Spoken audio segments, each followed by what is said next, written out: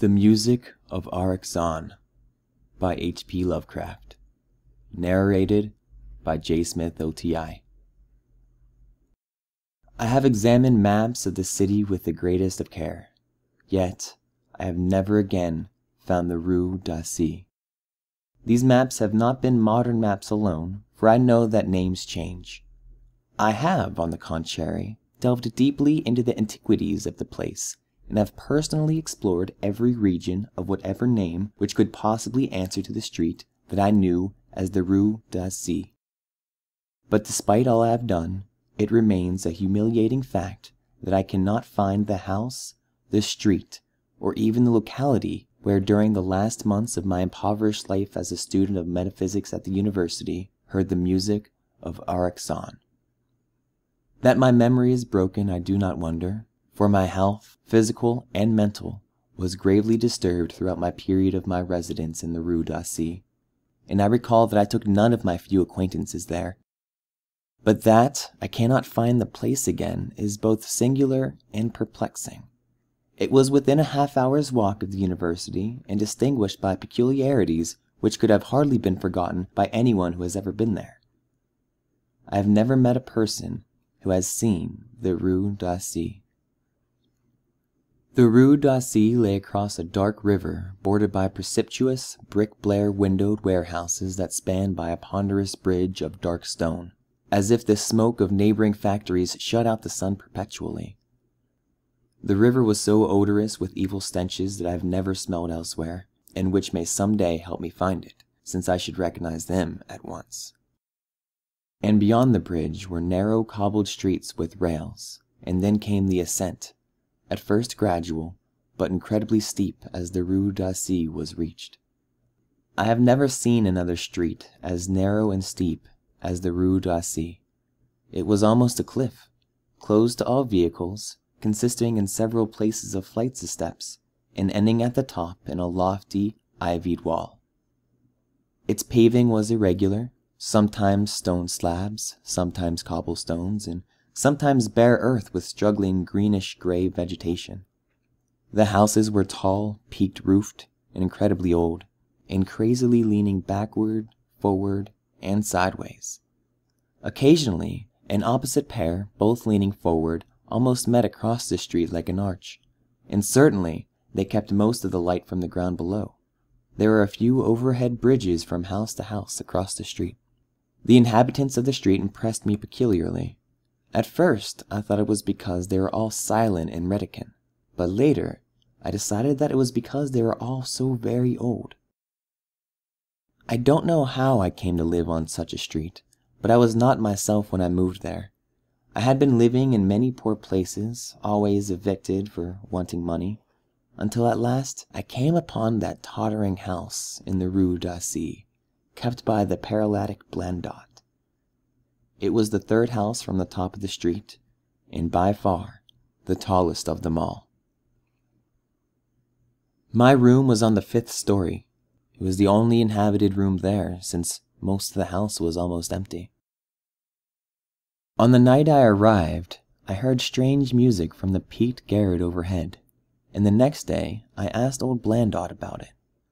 He told me it was an old German viol player, a strange, dumb man who signed his name as Erich Zann, and who played evenings in the cheap theater orchestra.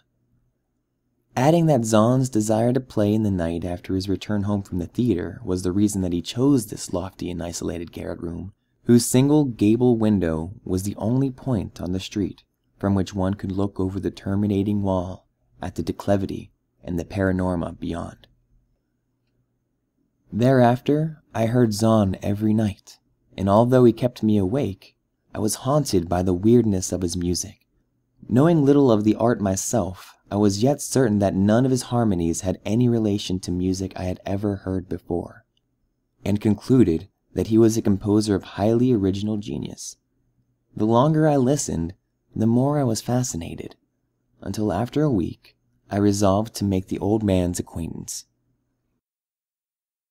One night while he was returning from his work, I intercepted Zann in the hallway.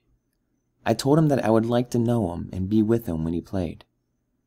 He was a small, lean, bent person with shabby clothes. He had blue eyes, grotesque satyr-like face, and nearly bald head, and at my first words seemed both angered and frightened. My obvious friendliness, however, finally melted him, and he grudgingly motioned me to follow him up to the dark, creaking, and rickety attic stairs. His room, one of only 2 in the steeply pitched garret, was on the west side, toward the high wall that formed the upper end of the street. Its size was very great, and seemed even greater because the extraordinary barrenness and neglect. Of furniture, there was only a narrow iron bedstead, a dingy washstand, a small table, a large bookcase, an iron music rack, and 3 old-fashioned chairs. Sheets of music were piled in disorder about the floor. The walls were of bare boards and had probably never known plaster, whilst the abundance of dust and cobwebs made the place seem more deserted than inhabited. Evidently, Erich Zann's world of beauty lay in some far cosmos of the imagination. Motioning me to sit down, the dumb man closed the door, turned the large wooden bolt, and lit a candle to augment the one that he had brought with him. He now removed his viol from its moth-eaten covering, and taking it, seated himself in the least uncomfortable of the chairs. He did not employ the music rack, but, offering no choice in playing from memory, enchanted me for over an hour with strains that I have never heard before, strains which must have been of his own devising. To describe their exact nature is impossible for one unversed in music. They are a kind of fugue, with recurrent passages of the most captivating quality, but to me they were notable for the absence of any of the weird notes that I had overheard from my room below on other occasions. Those haunting notes I had remembered, and had often hummed and whistled inaccurately to myself. So when the player at length laid down his bow, I asked him if he would render some of them. As I began my request, the wrinkled, satyr face lost all bored placidity it had possessed during the playing, and seemed to now show the same curious mixture of anger and fright which I had noticed when I first accosted the old man. For a moment, I was inclined to use persuasion, regarding rather lightly the whims of senility, and even tried to awaken my host's weirder mood by whistling a few of those strains to which I had listened to the night before. But I did not pursue this course for more than a moment, for when the dumb musician recognized the whistled air, his face grew suddenly distorted with an expression wholly beyond analysis, and his long, cold, bony right hand reached out to stop my mouth and silence the crude imitation. And as he did this, he further demonstrated his eccentricity by casting a startled glance toward the lone curtain window, as if fearful of some intruder, a glance doubly absurd since the garret stood high and inaccessible above all the adjacent roofs, this window being the only point on the steep street, as the concierge had told me, from which one can see over the wall at the summit. The old man's glance brought Blandot's remark to my mind, and with a certain capriciousness, I felt a wish to look out over the wide and dizzying panorama of moonlit roofs and city lights beyond the hilltop, which of all the dwellers in the Rue d'Assy only this crabbed musician could see. I moved toward the window and would have drawn aside the nondescript curtains, when a frightened rage even greater than before, the dumb lodger was upon me again, this time motioning me with his head towards the door as he nervously strove to drag me thither with both hands. Now, thoroughly disgusted with my host, I ordered him to release me, and told him that I would go at once. His clutch relaxed, and as he saw my disgust and offense, his own anger seemed to subside. He tightened his relaxing grip, but this time in a more friendly manner, forcing me into a chair, then, with an appearance of wistfulness, crossing to the littered table where he wrote many words with a pencil in labored French of a foreigner. The note which he finally handed me was an appeal for tolerance and forgiveness.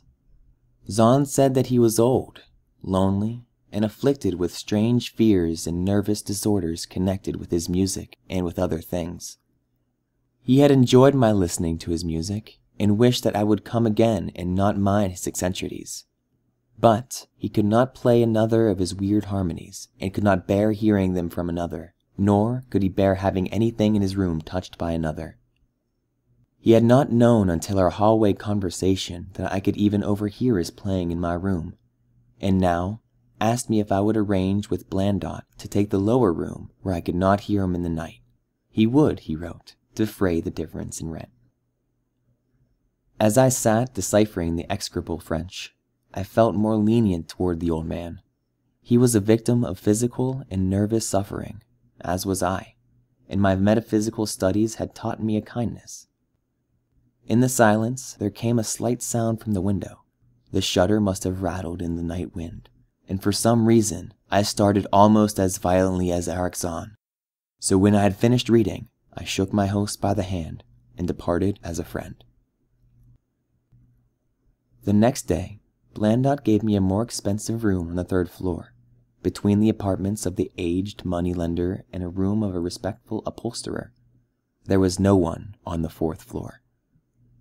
It was not long before I found that Zann's eagerness for my company was not as great as it had seemed while he was persuading me to move down from the 5th story. He did not ask me to call on him, and when I did call, he appeared uneasy and played listlessly. This was always at night, for in the day he slept and would admit no one. My liking for him did not grow, though the attic room and the weird music seemed to hold an odd fascination for me. I had a curious desire to look out of that window, over the wall and down the unseen slope at the glittering roofs and spires which must lie outspread there. Once, I went up to the garret during theater hours when Zann was away, but the door was locked. What I did succeed in doing was to overhear the nocturnal playing of the dumb old man. At first, I would tiptoe up to my old 5th floor. Then, I grew bold enough to climb the last creaking staircase to the peaked garret. There was a narrow hall, and outside the bolted door with the covered keyhole, I often heard sounds which filled me with an undefinable dread, the dread of vague wonder and brooding mystery. It was not that the sounds were hideous, for they were not, but they held vibrations suggesting nothing on this globe of earth, and at certain intervals they assumed a symphonic quality which I could hardly conceive as produced by one player. Certainly, Erich Zann was a genius of wild power.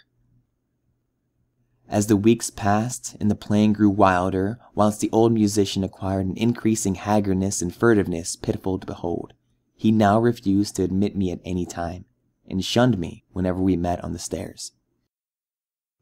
Then one night, as I listened at the door, I heard the shrieking viol swell into a chaotic babble of sound, a pandemonium which would have led me to doubt my own shaking sanity had there not come from behind that barred portal a piteous proof that the horror was real, the awful, inarticulate cry which only a mute can utter, and which rises only in moments of the most terrible fear or anguish. I knocked repeatedly at the door, but received no response. Afterward, I waited in the black hallway, shivering with cold and fear, till I heard the poor musician's feeble effort to rise from the floor by the aid of a chair.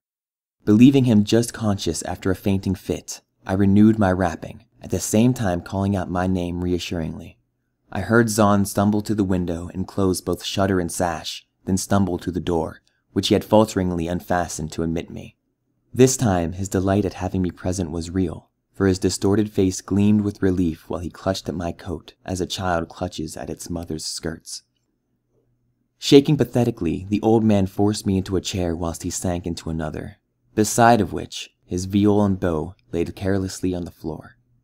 He sat for some time inactive, nodding oddly, but having a paradoxical suggestion of intense and frightened listening.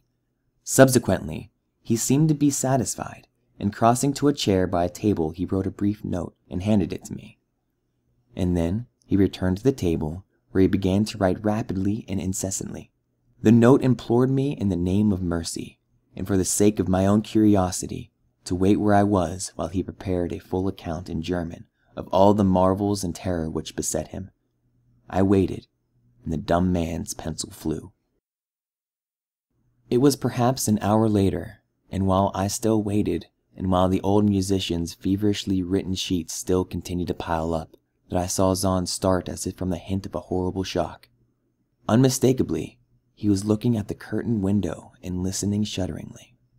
Then, I half fancied I'd heard a sound myself. There was not a horrible sound, but rather an exquisitively low and infinitely distant musical note, suggesting a player in one of the neighboring houses, or in some abode beyond the lofty wall over which I had never been able to look. Upon Zann, the effect was terrible, for dropping his pencil, suddenly he rose, seized his viol, and commenced to rend the night in the wildest playing I have ever heard from his bow, save when listening at the barred door. It would be useless to describe the playing of Erich Zann on that dreadful night. It was more horrible than anything I've ever overheard, because I could now see the expression of his face. I could now realize that at this time the motive of stark fear. He was trying to make a noise, to ward something off or drown something out. What, I could not imagine. Awesome though, I felt it must be. The playing grew fantastic, denouement, and hysterical, yet kept to the last qualities of supreme genius which I knew of the strange old man possessed. I recognized the air. It was wild Hungarian dance popular in theaters, and I reflected for a moment that this was the first time I had ever heard Zann play the work of another composer. Louder and louder, wilder and wilder mounted the shrieking and whining of that desperate viol. The player was dripping with an uncanny perspiration and twisted like an ape, always looking frantically at the curtained window. In his frenzied strains, I could almost see shadowy satyrs and mechanicals dancing and whirling insanely through seething abysses of clouds and smoke and lightning. And then I thought I heard a shriller, steadier note that was not from the viol, a calm, deliberate, purposeful, mocking note far away in the west. At this juncture, the shutter began to rattle in a howling night wind which had sprung up outside, as if in an answer to the mad playing within. Zann's screaming viol now outdid itself, emitting sounds I had never thought a viol could emit. The shutter rattled more loudly, unfastened, and commenced slamming against the window. Then the glass broke shiveringly under the persistent impacts, and the chill wind rushed in, making the candles sputter and rustling the sheets of paper on the table where Zann had begun to write out his horrible secret. I looked at Zann and saw that he was past conscious observation. His blue eyes were bulging, glassy and sightless, and the frantic playing had become a blind, mechanical, unrecognizable orgy that no pen could even suggest. A sudden gust, stronger than the others, caught the manuscript and bore it towards the window. I followed the flying sheets in desperation, but they were gone before I reached the demolished panes. Then I remembered my old wish to gaze from this window, the only window in the Rue d'Assy from which I could see the slope beyond the wall and the city outspread beneath. It was dark, but the city's lights always burned, and I expected to see them there amidst the rain and the wind. Yet when I looked out from that highest of all gable windows, looked while the candles sputtered and the insane viol howled in the night wind, I saw no city spread below, and no friendly lights gleamed from the remembered streets, but only the blackness of space illimitable, unimagined space alive with motion and music, and having no semblance to anything on earth. And as I stood there, looking in terror, the wind blew out both candles in that ancient peaked garret, leaving me in savage, impenetrable darkness with chaos and pandemonium before me, and the demon madness of that night baying viol behind me. I staggered back in the dark, without the means of striking a light, crashing against the table, overturning a chair, and finally groping my way to the place where the blackness screamed with shocking music. To save myself and Erich Zann, I could at least try, whatever the powers opposed to me. Once I thought some chill thing brushed me. I screamed, but my scream could not be heard above the hideous viol. Suddenly out of the blackness, the madly sawing bow struck me, and I knew I was close to the player. I felt ahead, touched the back of Zann's chair, and then found and shook his shoulder in an effort to bring him to his senses. He did not respond, and still the viol shrieked on without slackening. I moved my hand to his head, whose mechanical nodding I was able to stop, and shouted in his ear that we must both flee from the unknown things of the night. But he neither answered me nor abated the frenzy of his unutterable music, while all through the garret strange currents of wind seemed to dance in the darkness and babel. When my hand touched his ear I shuddered, though I knew not why till I felt the still face, the ice-cold, stiffened, unbreathing face whose glossy eyes bulged uneasily into the void. And then, by some miracle finding the door in the large wooden bolt, I plunged wildly away from that glassy-eyed thing in the dark, and from the ghoulish howling of a cursed viol whose fury increased even as I plunged. Leaping, floating, flying down those endless stairs through the dark house, racing mindlessly out the narrow, steep, and ancient street of steps and tottering houses, clattering down steps and over cobbles to the lower streets and the putrid canyon-walled river, panting across the great dark bridge to the broader, healthier streets and boulevards we know. All these are terrible impressions that linger with me, and I recall that there was no wind, and that the moon was out, and that the lights of the city twinkled. Despite my most careful searches and investigations, I have never since been able to find the Rue d'Assy, but I am not wholly sorry, either for this or for the loss in undreamable abysses of the closely written sheets, which alone could have explained the music of Erich Zann.